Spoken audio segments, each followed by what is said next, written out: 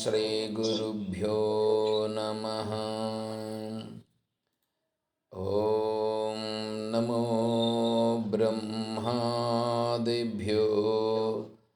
ब्रह्मविद्यासम्प्रदायकर्तृभ्यो वंशऋषिभ्यो महद्भ्यो नमो गुरुभ्यः।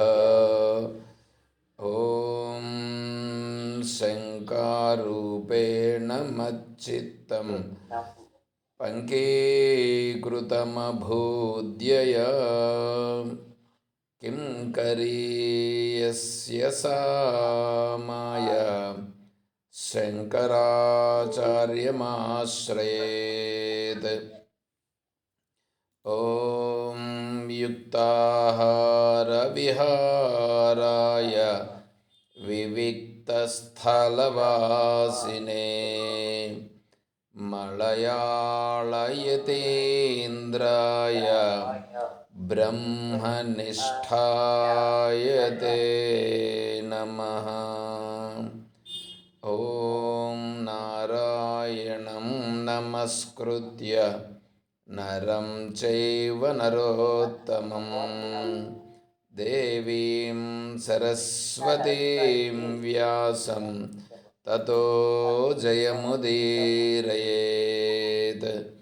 ॐ सहना भवतु सहनौ भुनक्तु सह वीर्यं करवावहै तेजस्विनावधीतमस्तु मा विद्विषावहै। ॐ शान्तिः शान्तिः शान्तिः। हरिः ॐ तत्सत्। పరిపూర్ణ పరబ్రహ్మస్వరూపులకు ప్రియాత్మ బంధువులారా, ఓం. శ్రీమద్ భగవద్గీత మనం 10వ అధ్యాయంలో ఉన్నాం.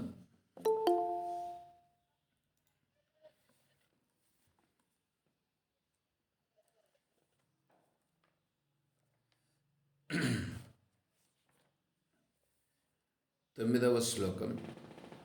మచ్చిత్తా మద్గత ప్రాణాః బోధయంతః పరస్పరం కథయంతశ్చ మాం నిత్యం తుష్యంతి చ రమంతి చ.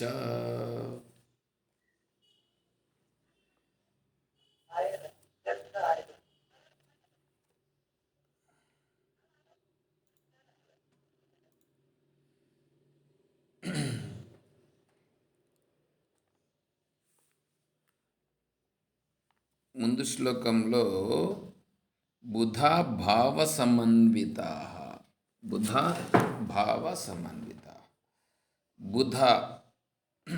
బుధాహ అంటే పండితులు,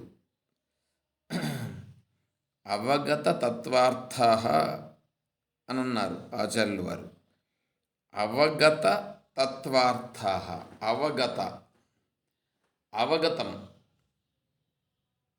అవగతం అనే దానిపైన మనకు తత్వవేదానంద స్వాములు వారు రాజమండ్రిలో అవగతం అనేటువంటి పదమును గురించే వారు ఒక క్రోడపత్రమును సమర్పించి ఉన్నారు. దానిని మనం యూట్యూబ్లో పెట్టున్నాం. అవగతం అంటే ఏమిటి అనేటువంటి దాన్ని. అవగత తత్వార్థ, అవగతం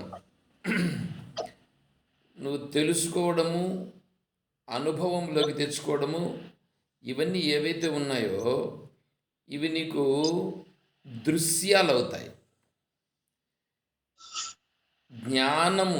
జ్ఞానము కలుగుట కూడా అది కూడా నీకు ఒక దృశ్యము లాంటిదే అవుతుంది. ఈ అవగతం అనేటువంటిది అట్లా కాదు. అంటే జ్ఞానము కూడా అది మనస్సుకు కలిగినటువంటి ఒకానొక స్థాయి. స్వరూపము జ్ఞానము వలన స్వరూపము సిద్ధించదు. ఆల్రెడీ స్వరూపం ఉన్నది. స్వరూపం ఉన్నటువంటి దానిని గురించి మనము తెలుసుకుంటూ శాస్త్రము, వేదము చెప్తూ ఉంది. దానిని జ్ఞానమని అంటున్నాం.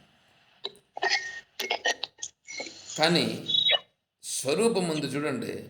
ఈ ఈ శాస్త్రజ్ఞానము వలన స్వరూపం అనేటువంటిది నీకు ఆవిష్కరింపబడుట, సిద్ధించుట అనేది జరగదు. మరి శాస్త్రజ్ఞానం నీకేం పని అంటే, శాస్త్రజ్ఞానం ఏం చేస్తుందంటే,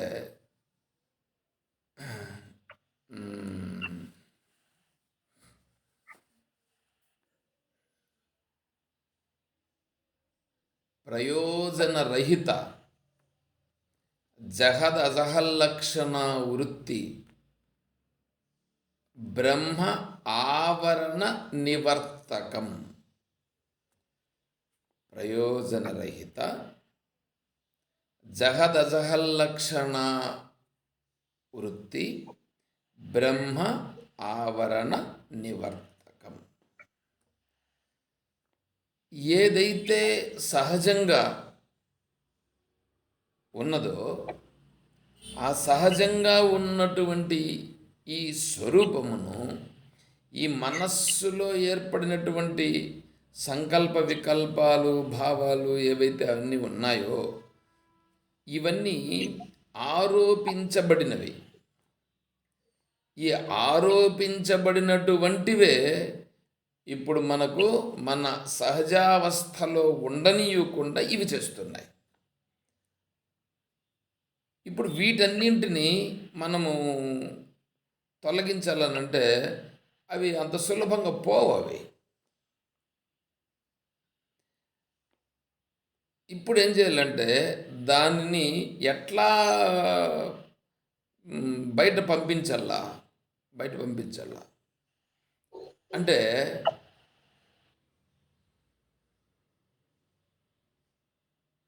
విచారణ చేస్తే, యథార్థమైన విచారణ చేస్తే,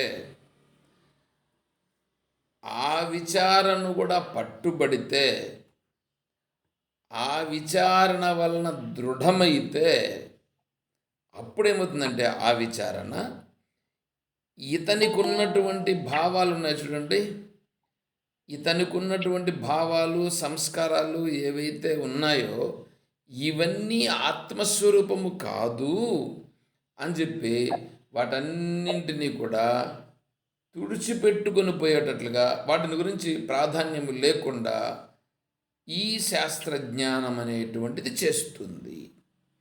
ఎప్పుడైతే వీటన్నింటికి ప్రాధాన్యం అనేది తొలగిపోయిందో అప్పుడు ఏదైతే స్పష్టంగా ప్రకటమగుచున్నదో ఆ ప్రకటమగుతూ ఉన్నటువంటి దానిని గురించి కూడా శాస్త్రము, గురువులు చెప్పిన ప్రకారంగా మనకు అనుభవంలోనికి చాలా స్పష్టముగా ఉండుట అనేది అప్పుడు జరుగుతుంది. అందుకే దానికి ఏంటంటే ఆవిష్కరణ అని ఒక పేరు. ఆవిష్కరణ అంటే ఇప్పుడు మామూలుగా మనోళ్ళు శిలాఫలక ఆవిష్కరణ అని చేస్తూ ఉంటారు. ఇప్పుడు ఇక్కడ ఏంటంటే మీరు ప్రమాణము అనుకోండి. ప్రమాణము అజ్ఞాతార్థ జ్ఞాపక సాధారణ కారణం ప్రమాణం. ఇప్పుడు ప్రమాణం అనేటప్పుడే దానికి ఒక డెఫినేషన్. అంటే ఏంటంటే ఇప్పుడు మీకు కన్ను ఉందని అనుకోండి, కన్ను మూసుకొని ఉన్నారు. కన్ను మూసుకొని ఉంటే మీకు ముందర ఏముండాయి అనేటువంటి కన్ను మూసుకున్నప్పుడు కనిపించలేదు. సరే, కన్ను తెరిచారు. కన్ను తెరిస్తే ఎదురుగా ఏమున్నదో అది కనిపిస్తుంది. ఎదురుగా ఏముందో అది కనిపిస్తుంది. కానీ ఇప్పుడు గోడ, నీ కంటి దృష్టికి గోడ అడ్డం వచ్చింది. గోడకు ఆవల ఉండేటువంటిది మళ్ళీ నీ కంటికి కనిపించదు. ఇప్పుడు గోడకు ఆవల ఏముందో నువ్వు తెలుసుకోవాలి అనుకున్నావు అనుకో. నేను ఆత్మజ్ఞానిని కాబట్టి గోడకు అవతల కూడా ఏముందో నాకు తెలియాలి అని నువ్వు అన్నావు అని అనుకో, అది ఆత్మజ్ఞానానికి దీనికి సంబంధం లేదు. ఆత్మజ్ఞానానికి దీనికి సంబంధం లేదు. ఇది గోడ కావాలండేదాన్ని ఇక్కడే కూర్చొని చూడాలి, చూడగలుగుతాను అని ఎవడైనా చూస్తే అది సిద్ధుల కిందికి లెక్క వస్తుంది. అంతేగాని ఆత్మజ్ఞానం కిందికి లెక్క రాదు. అది మోక్షముని ఇవ్వదు. ఏది గోడకు అవతల ఉండేదాన్ని నేను చూడగలుగుతున్నాను, చూస్తున్నాను, వాళ్ళు మాట్లాడుకుంటుంటే ఇదంతా కూడా నాకు తెలుస్తుంది, ఇదంతా ఉంది, ఇది మోక్షముని ఇవ్వదు. మోక్షమును ఇవ్వాలంటే, మోక్షమును పొందాలంటే బ్రహ్మజ్ఞానము చేతనే కలుగుతుంది. మరి ఇప్పుడు ఆ గోడకు అవతల ఉండేదాన్ని తెలియాలంటే ఏం చేయాలా? ఇక్కడి నుంచి లేచి వెళ్ళి ఆ గోడకు అవతల వైపు నీ దృష్టిని సారిస్తే అప్పుడు నీ దృష్టి వెళ్ళి అక్కడ ఉన్నటువంటి వస్తువుల పైన పడి ఆ వస్తు రూపాన్ని నీ వృత్తి పొందుతుంది. అంటే ఇప్పుడు ఏమిటంటే గోడకు ఆవలుండేటువంటిది అజ్ఞాతార్థము. అజ్ఞాతార్థం అంటే అది అజ్ఞాతముగా ఉన్నది. అజ్ఞాతం అంటే తెలియబడుట లేదు.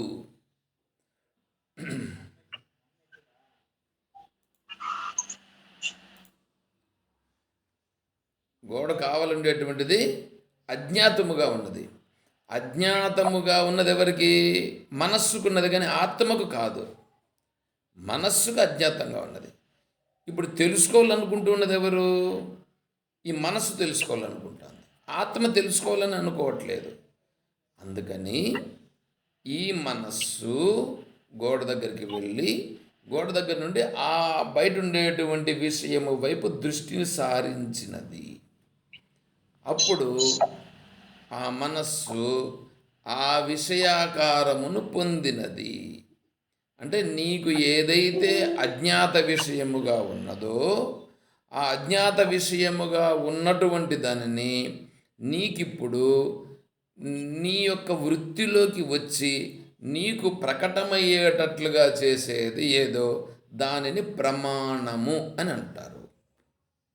అది ప్రమాణం. ఇప్పుడు బయట ఉండే విషయాలను నువ్వు ఈ విధంగా చేసి చూసి దాన్ని తెలుసుకుంటావు. కొన్ని విని తెలుసుకుంటావు, కొన్ని చూసి తెలుసుకుంటావు, కొన్ని స్పృశించి తెలుసుకుంటావు. ఇప్పుడు ఆకాశంలో దూరంగా ఉన్నవి వాటిని చూసేదానికి బైనాకులర్స్ పెట్టుకొని, టెలిస్కోప్ ఏంటంటే ఇవన్నీ పెట్టుకొని వాటిలో చూసుకుంటారు. దూరంగా ఉండేటువంటి వాటిని వినాలంటే ఫోన్ల ద్వారా విని ఇప్పుడు తెలుసుకుంటున్నారు. దీనికోసమని దూర శ్రవణము, దూరదర్శనము అనేటువంటి ఈ అష్టసిద్ధులను పొందాల్సిన అవసరం లేదు. అష్టసిద్ధులు అనేటువంటివి వాళ్ళు యోగం చేసి యోగము ద్వారా దూరశ్రవణం, దూరదర్శనం అనేటువంటిది చేసేవాళ్ళు. కళ్ళు మూసుకొని ఎక్కడ ఏం జరుగుతుందో చెప్పేటువంటి వాళ్ళు. ఇప్పుడేముంది, నువ్వు కళ్ళు మూసుకోవాల్సిన పనిలే, కళ్ళు తెరుచుకొని టీవీలో నీకు అన్నీ కనిపిస్తున్నాయి. ఎక్కడెక్కడ ఏమేమి జరుగుతున్నాయి అవన్నీ న్యూస్ పెడితే నీకు అన్నీ వచ్చేస్తున్నాయి. మళ్ళీ లైవ్ ప్రోగ్రాంలు కూడా ఇచ్చేస్తున్నారు. కాబట్టి వాటి కోసం నీ యొక్క సమయమును వృధా చేయవలసిన పని లేదు. మరి ఇంకేంటి చేయాల్సింది? ఆత్మతత్వమును తెలుసుకొనుట. ఆత్మతత్వమును తెలుసుకున్నటే మనం చేయాల్సిందే. ఇప్పుడు ఇక్కడ అదే పని చేశారు. అహం సర్వస్య ప్రభవ. ఈ సర్వము ఏదైతే ప్రవర్ధమనమవుతుందో ఇదంతా ఉన్నదంతా కూడా ఆత్మస్వరూపము వలననే నిలబడి ఉన్నది. కల్పయత్యాత్మనాత్మానం ఆత్మాదేవ స్వమాయ సయేవ బుద్ధితే భేదాన్. ఇది వేదాంత నిశ్చయ. గౌడపాదాచార్య స్వామి వారు చెప్తారు.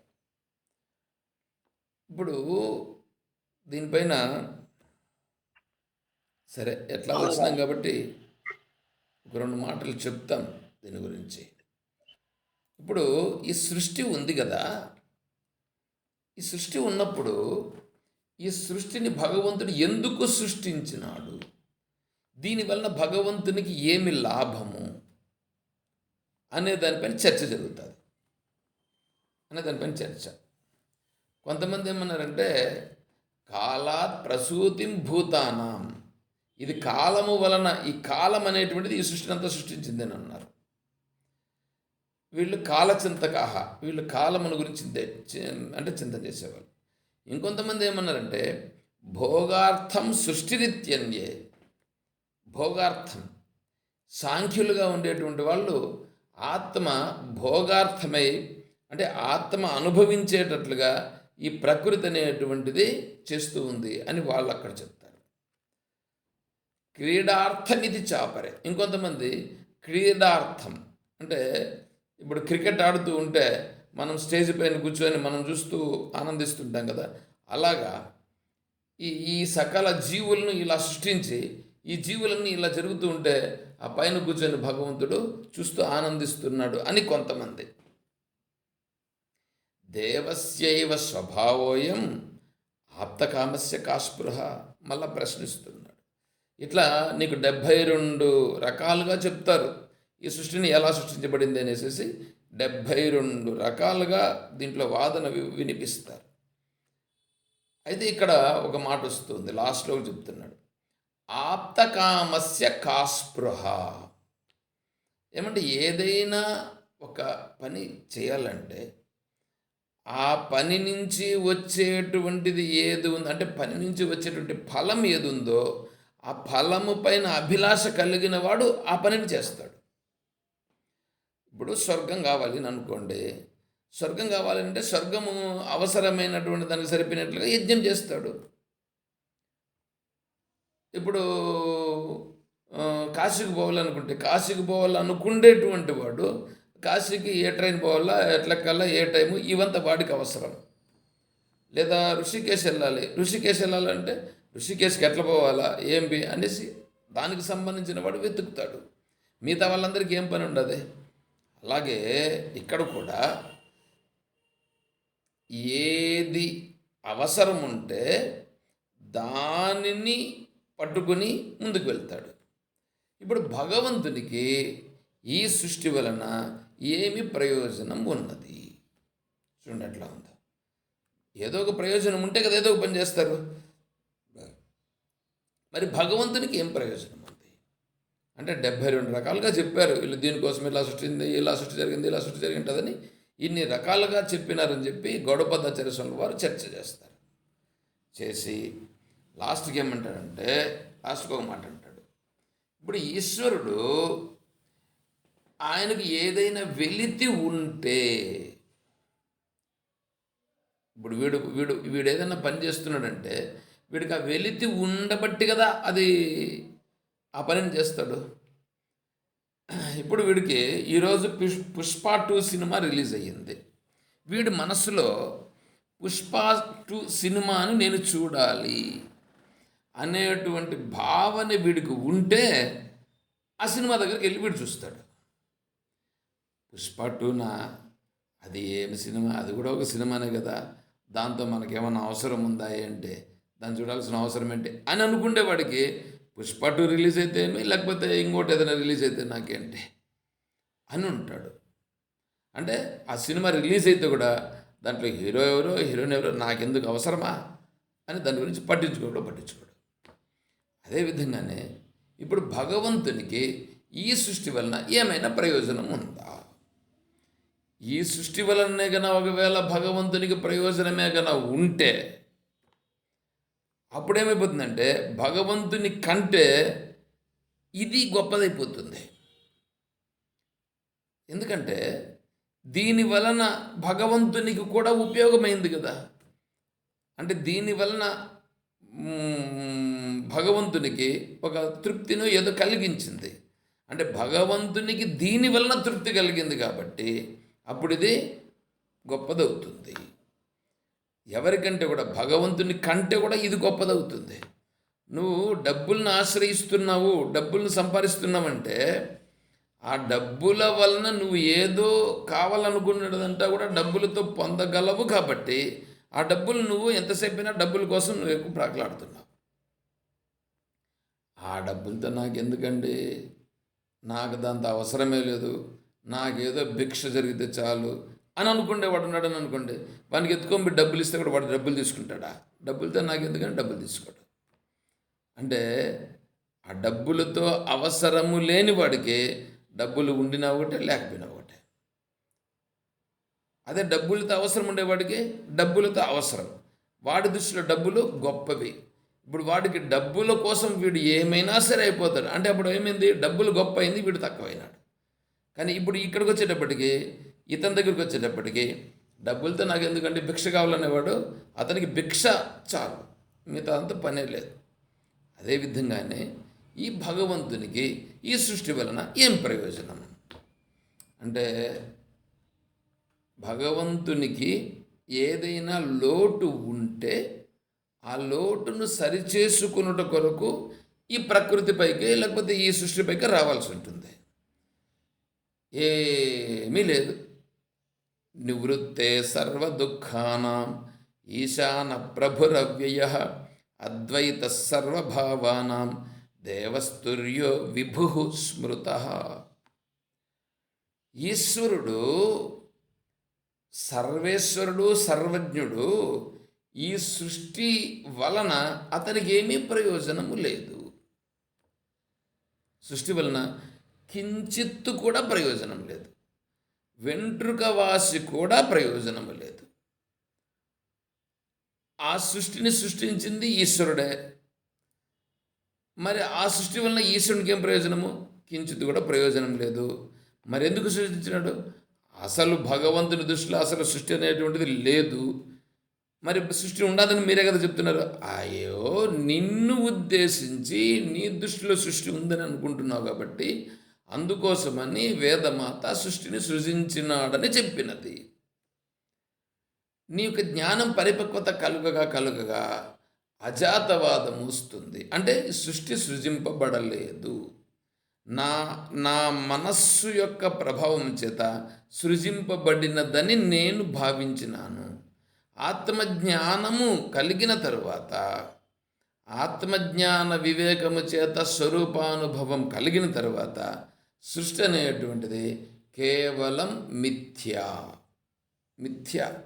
అంటే చూచినప్పుడు కూడా కనిపిస్తూ ఉంది అని అంటే కూడా అది కూడా నాకు భ్రమ వలన కనిపిస్తూ ఉంది, కానీ సత్యమైనది కాదు.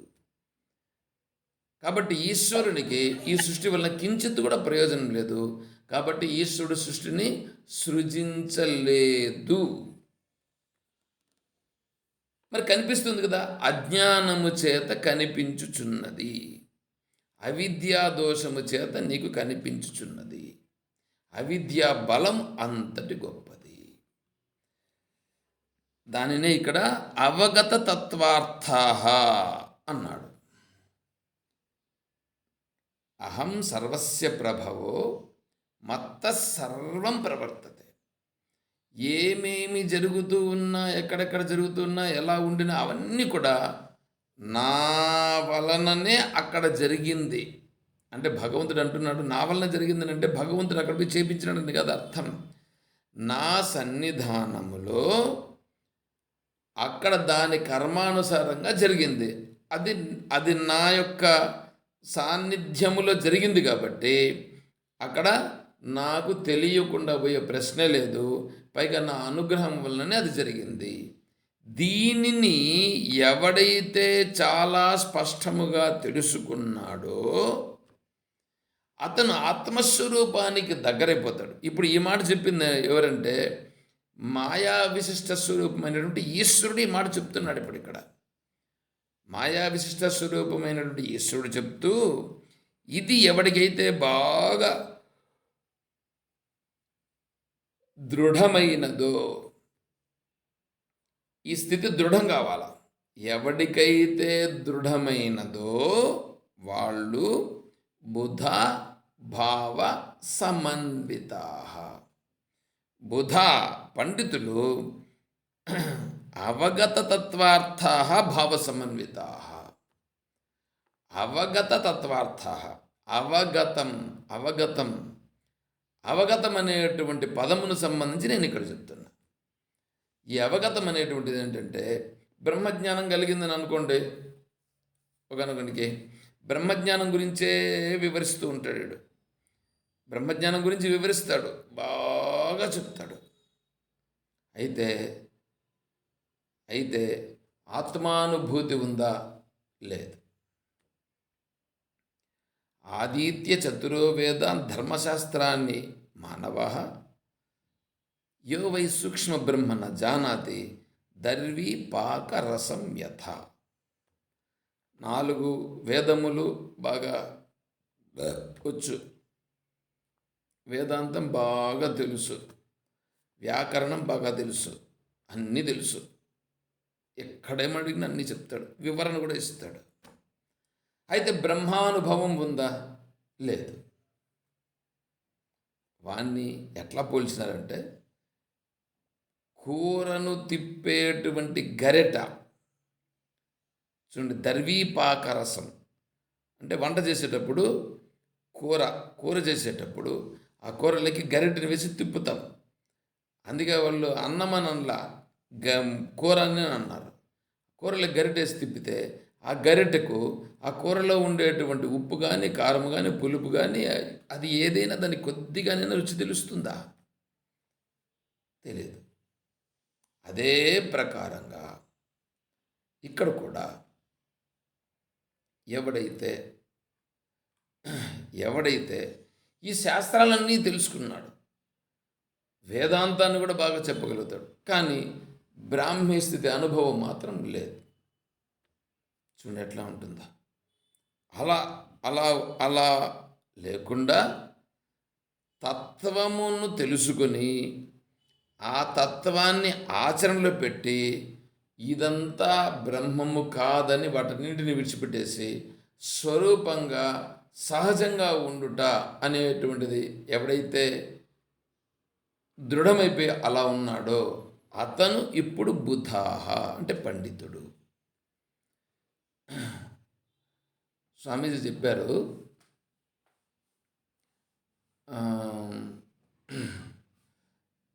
వేదాంత సభలు జరిగినాయి. ఈ వేదాంత సభలకు పండితులందరినీ ఆహ్వానించినారు. దాంట్లో ఋషికేశ్ నుంచి కూడా గొప్ప పండితుల్ని పిలిచినారు. వచ్చినాడు, వారికి ఉపన్యాసం చెప్పే సమయం ఇచ్చినారు. ఉపన్యాసం బాగా చెప్పారు, అంతా బాగుంది. అంతా అయిన తర్వాత వీళ్ళు మళ్ళీ రూమ్కి వెళ్తారు కదా, అట్లా స్వామీజీ కూడా ఆ స్వామీజీ రూమ్కి వచ్చారు. ఆ రూమ్లో కూర్చున్న తర్వాత వీళ్ళు మాట్లాడుకుంటూ స్వామి మీరు చాలా బాగా వివరణ ఇచ్చినారు, అంతా బాగుంది, మీకు బ్రహ్మమును గురించి అనుభవం ఎంతవరకు వచ్చింది, ఆ బ్రహ్మం యొక్క అనుభవం గురించి ఒక మాట చెప్పండి అని అడిగారట. ఈ మాట అడిగే లోపల ఆ పండితుడు కళ్ళలో నీళ్లు పెట్టుకుని, అయ్యా నేను ఊరికే చెప్తున్నానే కానీ నాకైతే అనుభవము లేదు, అని చెప్పి వారు చెప్పారట. సరే, తర్వాత మళ్ళీ స్వామీజీని అడగడము మళ్ళీ ఏదో జరిగింది. అది ఎందుకు చెప్తున్నానంటే, ఈ అవగతం అనేటువంటిది ఉంది చూడండి, అవగతం అనేటువంటిది అట్లా చెప్పేది కాదు, అది అనుభూతి. అది ఆ అనుభూతి అనేటువంటిది కలిగినటువంటి వాళ్ళు బుధ భావ సమన్విత పరమార్థ తత్వాభినివేశ పరమార్థ తత్వ అభినివేశం. వీళ్ళిప్పుడు మనము శరీర భావనలో ఉన్నాం కాబట్టి మనము చేసే వ్యవహారాలన్నింటిలోనూ శరీర భావాన్ని చొప్పిస్తాం. శరీర భావాన్ని చొప్పించే శారీర వ్యవహారాలతో అన్నీ చూస్తూ ఉంటాం. అయితే వీళ్ళు అవగత తత్వార్థ కదా, అంటే తత్వానుభవమును వీళ్ళు పెట్టుకున్నటువంటి వాళ్ళు. అలా తత్వానుభవంలో ఉన్నటువంటి వాళ్ళు పరమార్థ తత్వ అభినివేశ. ఇప్పుడు ఇతను జ్ఞానేంద్రియాల చేత, కర్మేంద్రియాల చేత, మనోబుద్ధి చిత్త అహంకారాల చేత ఏమి చేసినా పరమార్థతత్వములోనే వీళ్ళుంటారు. అంటే పరమార్థతత్వ భావనతో చేస్తారు అని అర్థం అక్కడ. ఇప్పుడు కళ్ళతో చూశాడు అనుకో, ఆ విషయంలో దానికి ఆధారంగా ఉండేటువంటి చైతన్య స్వరూపాన్ని చూస్తారు, అంటే తెలివిని చూస్తారు. నడుస్తూ ఉన్నాడు అనుకో, అప్పుడు కూడా నడుస్తూ ఉండేటువంటి శరీరానికి ఆధారంగా ఉండి తెలివిని చూస్తాడు. ఇంకా వేరే వ్యవహారాలు ఏమైనా జరుగుతాయి అనుకో, అక్కడ కూడా దాంట్లో కూడా ఇతను ఆ ఆత్మభావముని, ఆత్మ యొక్క గొప్పతనాన్ని అక్కడ చూస్తాడు. చివరికి భోంచేస్తున్నాడు అనుకో, భోంచేసేటప్పుడు కూడా ఆత్మభావనలోకి వెళ్ళిపోతాడు. ఈ వంటను వండినటువంటి వాళ్ళు ఎంతటి గొప్ప వాళ్ళని, ఆ వైభవాన్ని భావిస్తూ, భగవద్భావాన్ని భావిస్తూ ఆ వంటను స్వీకరిస్తాడు. ఏమి చేసినా అక్కడ భగవద్ వైభవంలోనే వాడు చూస్తాడు అనేటువంటి విషయాన్ని ఇక్కడ చెప్పాడు. దాన్నే వివరిస్తున్నాడు ఇప్పుడు 9వ శ్లోకంలో. మచ్చిత్తాః మద్గత ప్రాణాః బోధయంతః పరస్పరం. మచ్చిత్తాః, మత్ చిత్తాః, చిత్తం ఏమంటే చిత్తము, అంతఃకరణానికే 4 పేర్లు: మనస్సు, బుద్ధి, చిత్తము, అహంకారం. మనస్సు అనేటువంటిది సంకల్పం వికల్పం చేస్తే అది మనస్సు. బుద్ధి నిశ్చయం చేస్తే బుద్ధి. అహంకారం వీడు ఏదైతే నిశ్చయం చేసినాడో దాన్ని ఇక్కడ చేస్తే అది అహంకారం. అంటే ఒకటే అంతఃకరణమే సంకల్పాలు చేసినప్పుడు మనస్, నిశ్చయం చేస్తే బుద్ధి, దాన్ని ఇంప్లిమెంటేషన్ చేస్తే అహంకారం. ఇంకొకటి చిత్తం. చిత్తం అనేటప్పుడు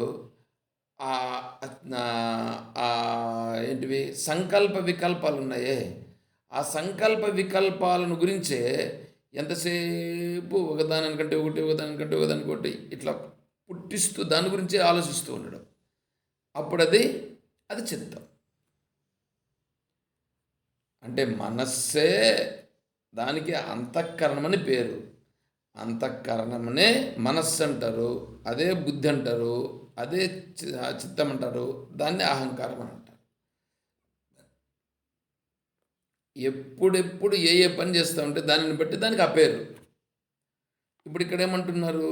మత్ చిత్తాః. ఈ చిత్తం ఏమైపోయింది?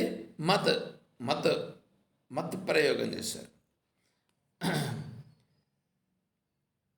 అంటే ఈ చిత్తం అని అంటే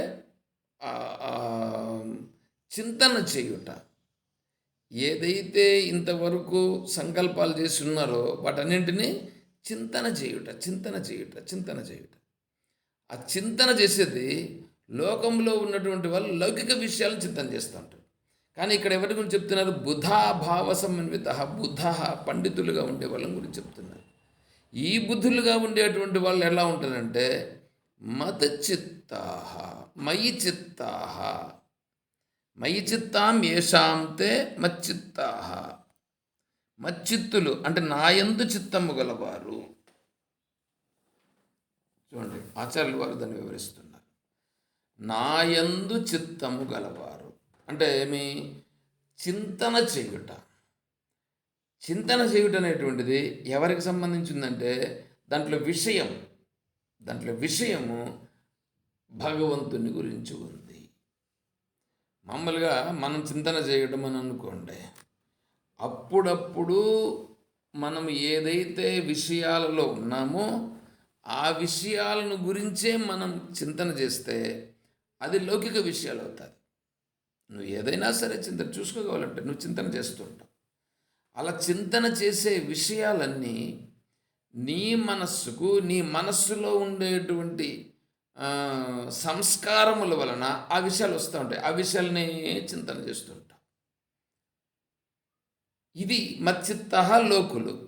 ఇక్కడ బుధాభావ సమన్విత కదా, వీళ్ళు పండితులు కదా. ఈ పండితులుగా ఉండేవాళ్ళు వీళ్ళ చిత్తం ఎలా ఉంటుందంటే భగవంతుని యందు వీళ్ళు లయించబడి ఉంటారు. భగవంతుని యందు లయిస్తారు. అంటే వీడికి ఉండేటువంటి జ్ఞానేంద్రియాలు, వీడికి ఉండేటువంటి కర్మేంద్రియాలు, మనస్సు, బుద్ధి, చిత్తం, అహంకారం, వీటన్నింటి చేత భగవద్వైభవం అని చూచుట. నువ్వు ఏదన్నా కానీ, అంటే ఇప్పుడు నేను 14 గురించి చెప్పిన. 5 కర్మేంద్రియాలు, 5 జ్ఞానేంద్రియాలు, మనోబుద్ధి, చిత్త, అహంకారం అని 4. ఈ 14 చేత ఆత్మస్వరూపమునే, లేదంటే ఈశ్వరుడినే, ఆ ఈశ్వరుని వైభవాన్నే చూస్తాడు ఇక్కడ. అలా చూచడం ముందే, అలా చూచడం అనేటువంటిది మచ్చిత్తాహ. దాన్ని నేను వివరించట్లేదు. కర్మేంద్రియాలు, జ్ఞానేంద్రియాలు, మనోబుద్ధి, చిత్త, అహంకారాలు ఎట్లా భగవంతుని ఆశ్రయించి ఉంటాయి అనేది అది ఇంక మీరే అర్థం చేసుకోవాలి. అది తర్వాత మద్గత ప్రాణాహ, మాం గతాః ప్రాప్తాః చక్షురాదయః ప్రాణాః ఏషాం తే మద్గత ప్రాణాః మయి ఉపసంహృతకరణాః ఇత్యర్థః.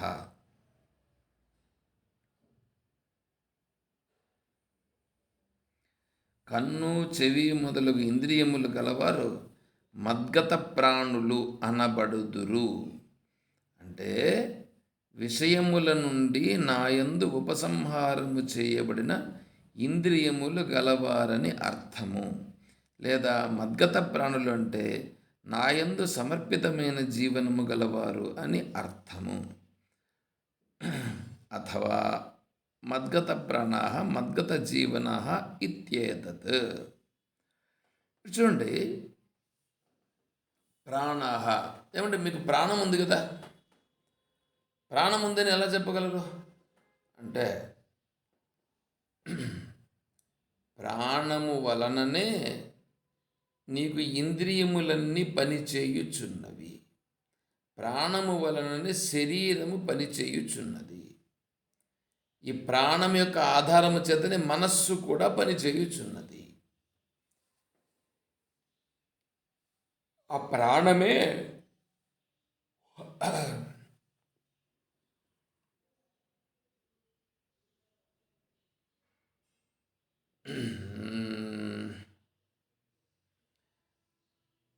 నారాయణుడు ఆదిశేషుని పైన పవళించుంటాడు. ఏమంటే ఆదిశేషునికి ఎన్ని పడగలు ఉంటాయి? ఎన్ని పడగలు ఉంటాయండి మీకు తెలిసి?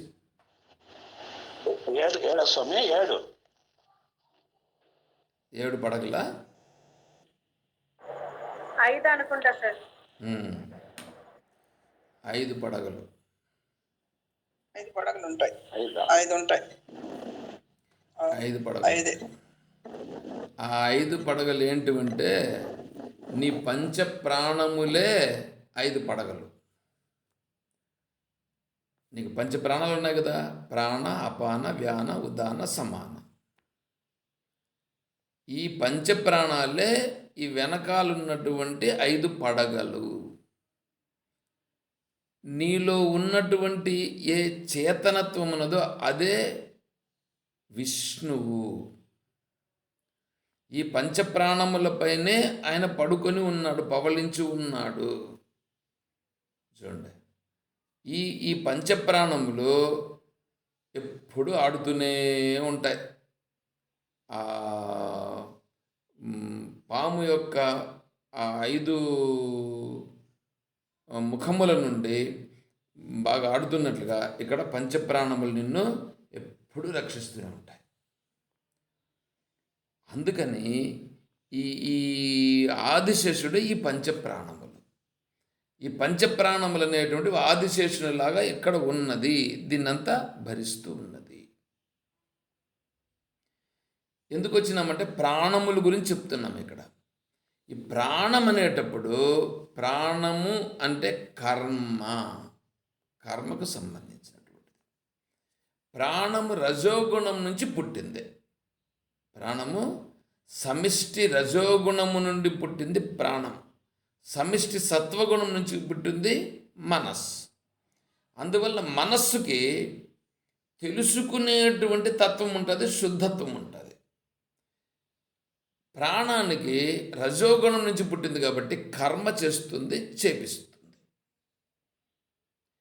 ఇప్పుడు ఇక్కడ వీళ్ళు కర్మేంద్రియాల ద్వారా చేసిన, జ్ఞానేంద్రియముల ద్వారా చేసిన, అది ప్రాణం చేసేటువంటిది. దానికే ఇచ్ఛాశక్తి, క్రియాశక్తి, జ్ఞానశక్తి అని మూడింటిని గురించి చెప్తారు. ఇచ్ఛాశక్తినంటే సంకల్ప వికల్పాలు చేస్తూ ఉంటారు. క్రియాశక్తి అంటే ప్రాణం. తర్వాత ఇచ్ఛాశక్తి, క్రియాశక్తి, జ్ఞానశక్తి. జ్ఞానశక్తి అంటే విజ్ఞానం. అంటే ఈ విజ్ఞానమయ కోశమే ఇప్పుడు ఇక్కడ జ్ఞానశక్తి. ప్రాణశక్తి, క్రియాశక్తి వచ్చి ప్రాణము, కర్మేంద్రియాలు కలిసి ఇక్కడ క్రియాశక్తి. ఇచ్ఛాశక్తి, క్రియాశక్తి, జ్ఞానశక్తి, ఈ మూడు ఉన్నాయి చూడండి. ఈ మూడు నీకు వెనకాల ఉండేటువంటి చైతన్యం వల్లనే అవి నిలబడి ఉన్నాయి.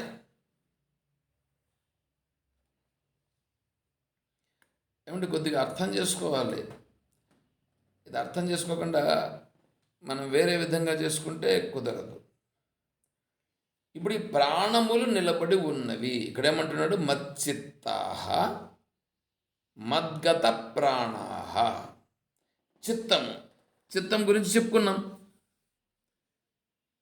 ఇప్పుడు ప్రాణం అని అన్నప్పుడు ఈ ప్రాణం అనేటప్పుడు రజోగుణం కాబట్టి ఇది క్రియాంశం, అంటే కర్మకు సంబంధించినటువంటిదే ఉంటుంది. కాబట్టి ఈ బుధాహ, ఈ పండితులుగా ఉండేటువంటి వాళ్ళు ఏం చేస్తారంటే మచ్చిత్తులుగా ఉంటారు. అంటే చిత్తం అనేటువంటిది ఈ ఇంద్రియములన్నీ దేని వలన నిలబడి ఉన్నవో అది ఇప్పుడు ఇక్కడ దాని గురించి తెలుసుకుంటుంది. మద్గత ప్రాణాహ గత ప్రాణాహ మద్గత. అంటే ఈ ఇంద్రియములు నిలబడున్న చూడండి, కర్మకు సంబంధించి చేసేటువంటి ఇంద్రియాలు నిలబడున్నాయే, కర్మేంద్రియాలు కానీ జ్ఞానేంద్రియాలు కానీ ఇప్పుడు ఇవి ఏవైనా సరే పని చేస్తున్నాయి అని అంటే ఇవి కన్ను రూపాన్ని చూస్తుంది, చెవి శబ్దాన్ని వింటుంది, నాలుక రుచిని చూస్తుంది, ముక్కు వాసన చూస్తుంది, చర్మము స్పర్శన చేస్తుంది.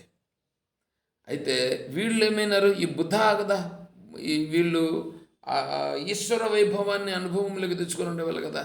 కాబట్టి వీళ్ళ ప్రాణం ఎట్లా ఉంటుంది అని అంటే వీళ్ళ యొక్క ఇంద్రియాలు ఏవైతే ఉన్నాయో ఈ ఇంద్రియాలన్నీ వెనకాలండే చైతన్యము వలన పనిచేస్తూ, వెనకాలండే చైతన్యము చేత ఇవి శక్తిని పొంది, ఆ చైతన్యము చేత పొందిన శక్తితో ఇవి పనిచేస్తూ ఉంటాయి. ఇప్పుడు వీళ్ళు బుధాహ అయినటువంటి వాళ్ళు ఏం చేస్తారంటే ఈ చైతన్యము వలన ఈ ఇంద్రియములు శక్తిని పుంజుకొని ఈ ఇంద్రియములు చేస్తున్నటువంటి పనులన్నీ ఏవైతే ఉన్నాయో వాటన్నింటినీ భగవద్భావనగా ఇక్కడ మార్చేస్తారు. ఇప్పుడు చూడు, నువ్వు కన్నుతో ఏదైనా చూస్తున్నావు, కన్నుతో చూస్తున్నటువంటి పదార్థము అది చైతన్యమునందే ఉన్నది. ఈ కన్ను కూడా చైతన్యం వలననే ఇక్కడ తేజవంతమై పనిచేస్తున్నది. మధ్యలో ఇక్కడి నుంచి ఆ విషయం వరకు వెళ్ళాలంటే అక్కడ ఉండేటువంటిది కూడా చైతన్యాశ్రమే జరుగుతూ ఉంది. కాబట్టి చైతన్యమే అనేటువంటిది కంటి ద్వారా, ఇది కంటికి ప్రాణం కూడా చైతన్యమే. తర్వాత చెవికి ప్రాణం శబ్దం, ఆ శబ్దాన్ని వినేటువంటి శ్రోత్రేంద్రియము, ఆ శ్రోత్రేంద్రియానికి శబ్దానికి మధ్యలో ఆ వేవ్స్ను కలిపేటువంటి తెలివి స్వరూపంగా ఉండే చైతన్యం, ఇదంతా ఇక్కడ ఇదే జరుగుతూ ఉంది. అంటే నువ్వు ఏది చేసినా, కర్మేంద్రియాల ద్వారా చేసినా, జ్ఞానేంద్రియాల ద్వారా చేసినా, మనస్సు ద్వారా చేసినా, ఏది చేసినా ఇప్పుడు మత్ గత ప్రాణాహ, ఈ ప్రాణాలన్నీ కూడా ఏమిటి? ఇవన్నీ ప్రాణులు అని అంటారు వీటిని. ఏవి? కర్మేంద్రియ, జ్ఞానేంద్రియ, మనోబుద్ధి, చిత్తాహంకారం, ఇవన్నీ ప్రాణులు. ఇవన్నీ ఏమైపోయినాయంటే భగవంతునికి సమర్పించబడిపోయినాయి. ఇంక వీడు అంటూ ఏమీ లేవు. అంటే దేనితో ఏది వ్యవహారం బయట వచ్చినా భగవద్భావనతోనే ఉంటుంది, ఈశ్వర భావనతోనే చూస్తుంటాడు. అక్కడ చూస్తున్నాడు కాదు, ఉండేది అదే కాబట్టి అందుకు చేస్తారు. అది చెప్పారు ఇక్కడ. మద్గత ప్రాణాహ బోధయంత పరస్పరం. వీళ్ళు ఏం చేస్తారంటే కూర్చొని అతను ఏ విధంగా ఆ ఆత్మస్వరూపాన్ని దర్శిస్తున్నాడో ఒక అతను చెప్తే, ఇతను ఆత్మస్వరూపాన్ని ఎలా దర్శించినాడో ఇతను చెప్తాడు. కౌశీతకి ఉపనిషత్ అని ఒక ఉపనిషత్తు ఉంది. ఈ కౌశీతకి ఉపనిషత్తు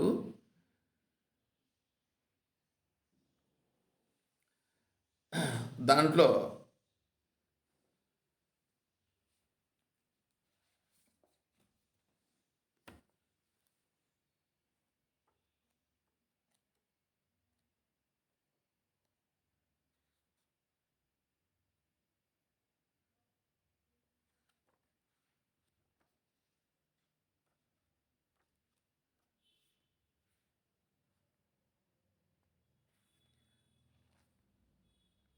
శ్వేతాశ్వతర ఉపనిషత్తు అనేదండి.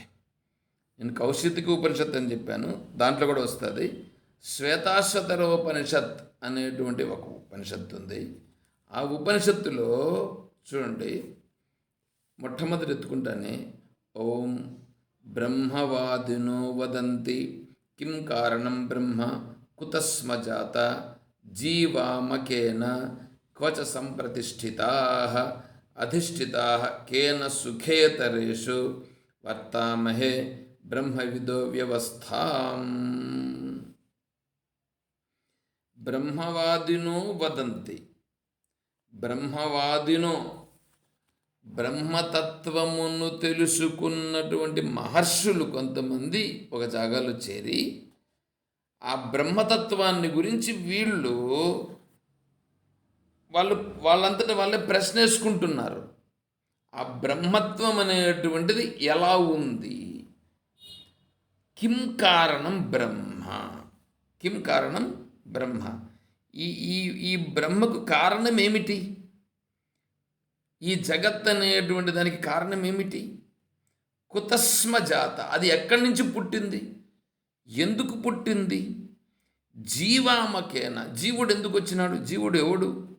క్వచ సంప్రతిష్ఠితా, ఇవి ఇక్కడ ప్రతిష్టమై ఉన్నాయి. ఎందుకు ప్రతిష్టమై ఉన్నాయి? అసలు జీవునికి ఈశ్వరునికి ఏమి సంబంధం? అధిష్ఠితా కేన సుఖేతరేషు వర్తామహే.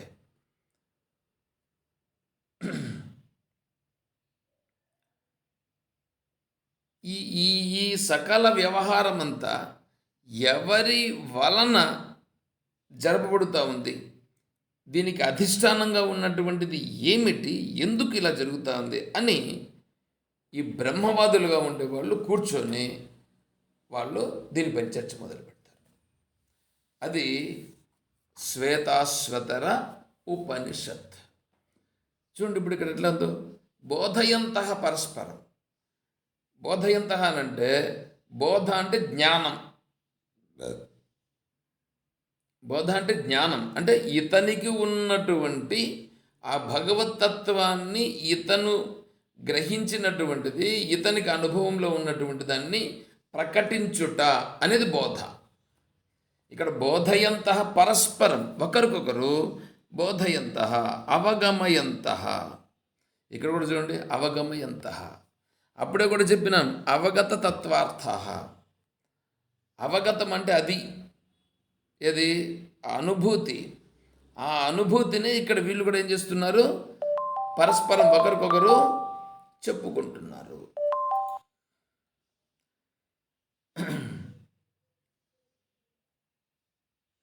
కథయంతస్య మాం నిత్యం. దీంట్లో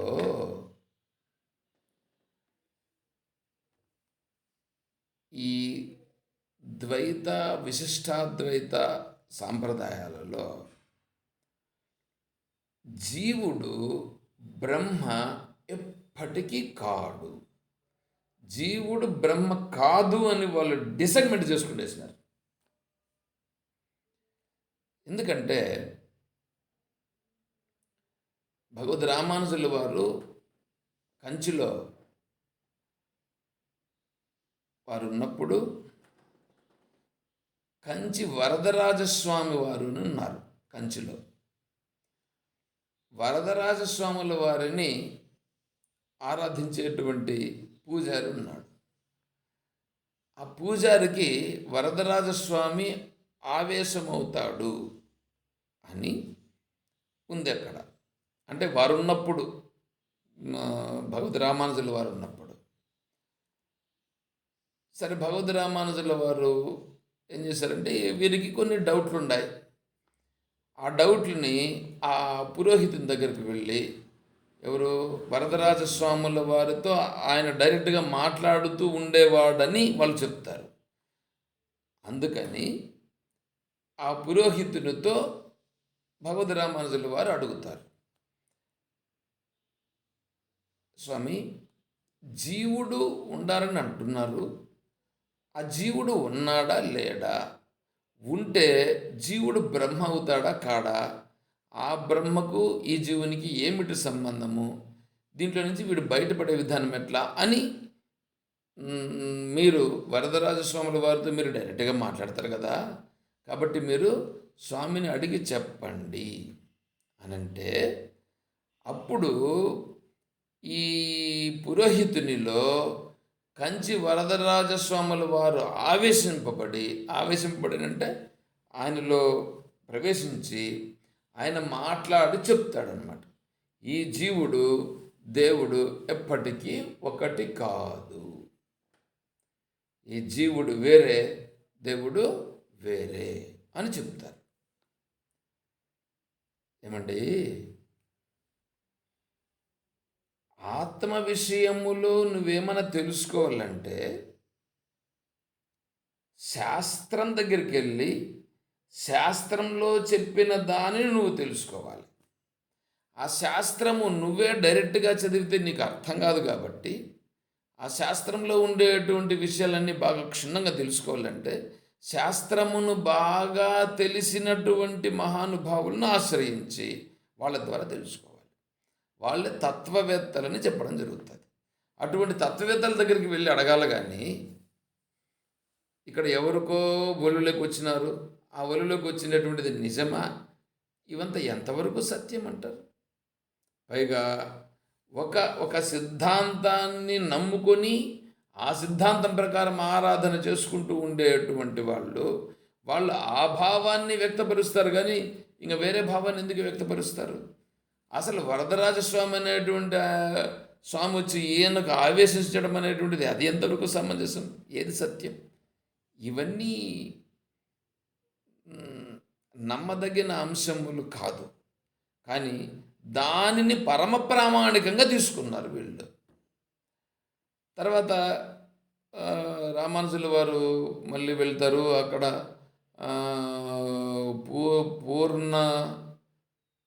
పూరేశులు ఏదో ఉండదు, వారి దగ్గరికి వెళ్తారు. అక్కడ కూడా మళ్ళీ తత్వాన్ని మళ్ళీ తెలుసుకుంటారు. అక్కడ కూడా మళ్ళీ అష్టాక్షరి మహామంత్ర వివరణ తెలుసుకోవడం ఇవన్నీ కూడా ఉంటుంది. దాంట్లో కూడా ఏమంటే జీవుడు దేవుడు కాదు, జీవుడు దేవుడు కాదని నీకు ప్రమాణబద్ధంగా ఉందా? జీవుడే దేవుడు, దేవుడే జీవుడుగా ఉన్నాడని ప్రజ్ఞానం బ్రహ్మ చెప్తా ఉంది, అహం బ్రహ్మాస్మి చెప్తా ఉంది, తత్వమసి చెప్తా ఉంది, అయమాత్మ బ్రహ్మ చెప్తా ఉంది.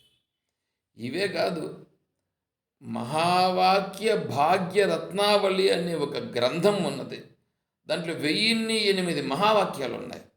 ఇవి 4 మహావాక్యాలని చెప్పడం జరిగింది. ఈ 4 మహావాక్యాలు అన్నింటికంటే గొప్పవి.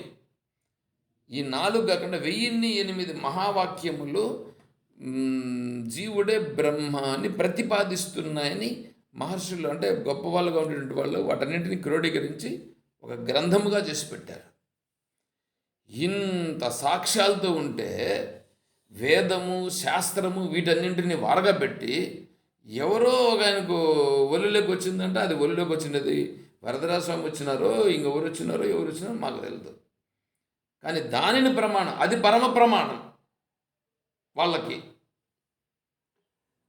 నెక్స్ట్ మీరు చెప్పండి, మీకు కళ ఒకటి వచ్చిందని అనుకోండి.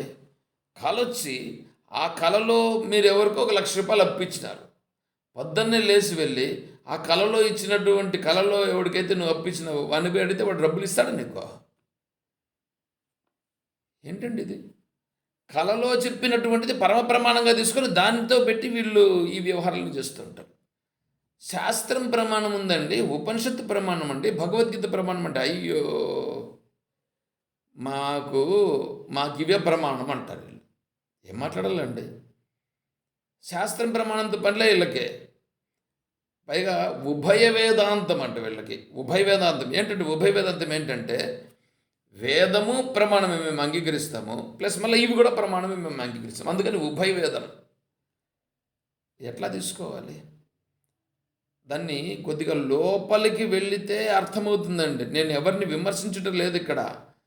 తత్వాన్ని మీరు పట్టుకోవాలని, తత్వాన్ని మీరు గుర్తించాలనే ఉద్దేశంతో చెప్తున్నా నేను. మీరు ఏదైనా ఒక చిన్న దీని దగ్గరికి వెళితేనే, ఎవరికైనా ఒకటికి జ్వరం వచ్చిందని అంటేనే దాన్ని మూర్ఖంగా విశ్వసించి ఇది అమ్మోరు పోసింది అని చెప్పి ఎత్తుకొని వచ్చి ఇంట్లో పెట్టేస్తారు కొంతమంది. ఇంట్లో పడుకోబెట్టేసి వేపాకేసి ఇవన్నీ చేస్తారు. అది అమ్మోరు అని అంటారు. కానీ అది అమ్మోరు రూపంగా ఉన్నటువంటిది వైరస్. ఒకానొక వైరస్ అనేటువంటిది శరీరంలో ప్రవేశించినప్పుడు ఆ శరీరంలో కలిగేటువంటి మార్పులన్నీ కూడా ఏవైతే ఉన్నాయో దానిని వీళ్ళు అమ్మవారని పిలుస్తున్నారు. ఎందుకంటే మహర్షులుగా ఉండేటువంటి వీడు ఆ నియమాలు పద్ధతులు వీడు పాటించేదానికోసం గాను ఆ వైరస్ అనేది వెంటనే బాగా స్ప్రెడ్ అయిపోతుంది. కాబట్టి వాడిని బయట ఎక్కడ తిరగకుండా వానికి యాంటీబయాటిక్ ఉండేటట్లుగా పెట్టి ఆ వేపాకనంతా వేసి దాని మీద పడుకోబెడితే వీడికి యాంటీబయాటిక్ అని పనిచేస్తుంది, వాడి నుంచి వేరే వాళ్ళకు కూడా స్ప్రెడ్ కాకుండా ఉంటుందని వాళ్ళు పెట్టారు. ఆ తర్వాత వైరస్ అనేటువంటిది ఆటోమేటిక్గా 5 రోజుల్లో ఆటోమేటిక్గా తగ్గుతుంది. 5 రోజులు కాకపోతే ఇంకో 2 రోజులు ఎక్స్ట్రా 7 రోజుల్లో తగ్గుతుంది. అందువలన దానికి ట్రీట్మెంట్ అనేటువంటిది వైరస్ మీద పనిచేసేటువంటిది ట్రీట్మెంట్ ఏం లేదు. కాబట్టి దానికి జాగ్రత్తలు తీసుకోవాలని సైన్స్ మనకు బాగా ప్రూఫ్ చేస్తుంది. ఇప్పుడు సైన్స్ను కరెక్ట్గా ప్రూవ్ చేసినటువంటి దాన్ని తీసుకొని దాని ప్రకారం ఫాలో కావాలన్నా, లేకపోతే మూఢనమ్మకాలు చెప్తూ ఉండేటువంటి దాన్ని తీసుకుని దాన్ని ఫాలో కావాలన్నా? చూడండి ఎట్లా ఉంటుందో. ఈ మూఢనమ్మకాలను ఫాలో అయిపోతారు వివేకము లేని వాళ్ళు. వివేకం ఉన్నటువంటి వాళ్ళు స్పష్టంగా తెలుసుకొని దీనికి మనం ఏం చెయ్యాలి అని చేస్తారు. ఎంత బాగా కరెక్ట్గా ఉంది చూడండి. అది వివేకం అని అంటే. చిన్న విషయములోనే ఇంత వివేకంతో ప్రవర్తిస్తున్నవే, అట్లాంటిది కలలో ఏదో వచ్చింది అది ప్రమాణం ఎట్లవుతుంది? ఎవడో ఒళ్ళులేకు పూని చెప్తే అది ప్రమాణం ఎట్లవుతుంది చెప్పండి? మరి వేదం ఎట్లా ప్రమాణం అవుతుంది? అనుకుంటే మళ్ళీ మర్చిపోయి మళ్ళీ వేదము ఈ మహర్షులుగా ఉన్నటువంటి వాళ్ళు అపౌరుషేయం. ఉపనిషత్తు ఎలా వచ్చిందనంటే మహర్షులు వాళ్ళ ప్రభావము లేకుండా చెప్పబడినటువంటివి, వాళ్ళ నుండి అలౌకికంగా అవి చెప్పబడినటువంటివి, వాళ్ళ ప్రమేయము లేకుండా చెప్పబడినటువంటివి ఉన్నాయే, అది అపౌరుషేయం అని చెప్పి చెప్పడం జరుగుతుంది. అది వేదం. ఆ మహర్షులు మహాత్ములుగా ఉన్నటువంటి వాళ్ళు ఆ భావనలోకి వెళ్ళిపోయి చెప్పినటువంటిది అది ప్రమాణంగా స్వీకరించాలి. భక్తుల వాక్యాలు కూడా ప్రమాణంగా స్వీకరించాలి. జ్ఞానుల వాక్యాలు కూడా ప్రమాణంగా స్వీకరించాలి.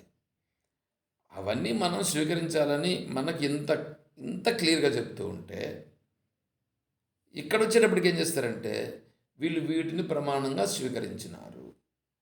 అది ఇంక మీ ఇష్టం, మీరు ఎలా స్వీకరిస్తే అలా స్వీకరించండి. ఎందుకంటే ఇక్కడ మద్గత ప్రాణాహ బోధయంత పరస్పరం అని అంటే ఎవరెవరు ఏ సిద్ధాంతంలో ఎలా ఉంటారనే దాన్ని మీకు కూడా కొద్దిగా చెప్పాలనే ఉద్దేశం చేత నేను ఇక్కడ చెప్పడం జరిగింది. ఇంకా తర్వాత ఇంకా కొద్దిగా ఉన్నది, దీన్ని రేపు మనం కంటిన్యూ చేసి తెలుసుకుందాం. సరే, ఎవరికైనా ఏమైనా డౌట్ ఉందా దీంట్లో ఏమైనా?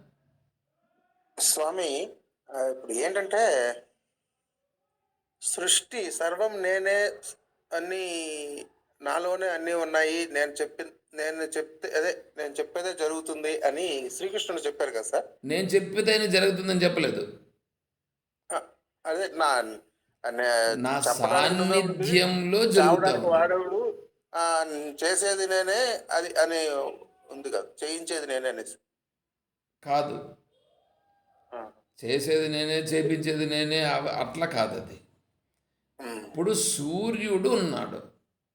సూర్యుని ప్రకాశంలో మనమందరూ మన పనులు చేసుకుంటున్నామా లేదా? చేసుకుంటున్నామని. ఇప్పుడు సూర్యుడు వచ్చి వీళ్ళందరి దగ్గర నేను ఈ పనులు చేపిస్తున్నాను అంటే మీరు ఒప్పుకుంటారా? కాదండి. ఇప్పుడు సూర్యుడు ఉంటే మీరు పనులు చేసుకుంటున్నారా? సూర్యుడు లేకపోతే మీరు పని చేసుకుంటున్నారా? ఉంటేనే చేసుకుంటున్నాం. ఆ విధంగా చెప్పాడు పరమాత్మ. ఆ, సూర్యుడు ఏ విధంగా ఈ జగత్తులో ఉండేటువన్నీ చేసేదానికి ఆయన కారణంగా ఉన్నాడో, అదేవిధంగా నా సమక్షంలో ఇవన్నీ జరుగుతున్నవి. అది ఈ సృష్టిలో జరుగుతున్నది అని అన్నారు కాబట్టి. అవును, ఆ. అంటే ఇప్పుడు మరి సృష్టి లేదు అన్నట్టుగా చెప్పారు. సృష్టి లేదు అనేటువంటిది జ్ఞానస్థితి. ఆ, జ్ఞానస్థితికి పోనటువంటి వాడికి సృష్టి ఉందని అనుకుంటున్నాడు కాబట్టి వీనిని ఉద్దేశించి ఆ సృష్టి కూడా ఇట్లా ఉందప్ప, అది కూడా నా వలననే, అక్కడ నా సాన్నిధ్యంలోనే ఉన్నది, నా వలననే అక్కడ అవన్నీ కూడా జరుగుతున్నాయి. నా వలన అంటే సూర్యుని వలన ఇక్కడ అన్నీ జరుగుతున్నట్లుగా భగవంతుని యొక్క సాన్నిధ్యములోనే ఇవి అన్నీ జరుగుతున్నాయి. కాబట్టి ఇవన్నీ జరుగుతూ ఉండేదాన్ని నాకు తెలిసే జరుగుతున్నవి అని చెప్తున్నాడు పరమాత్మ. Okay sir. అట్లా చెప్తున్నారు. సరే. సరే సార్.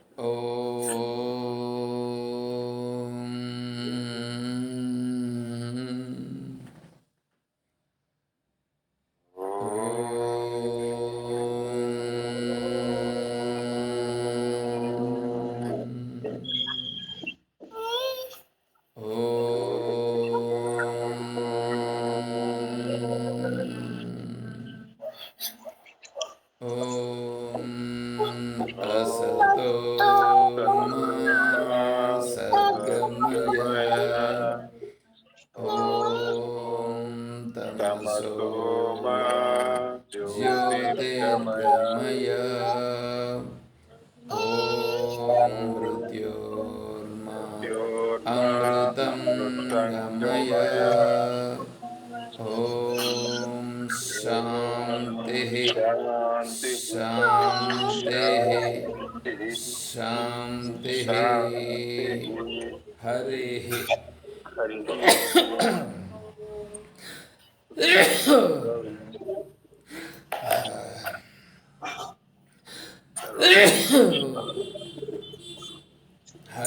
ओम तत्सत्। ओम सर्वं श्री सद्गुरुचरणारविन्दार्पणमस्तु। ओम जय बोलो श्री कृष्ण परमात्मा की, जय बोलो गीता माता की, जय बोलो भक्त मंडली की। हर नमः पार्वती पतये।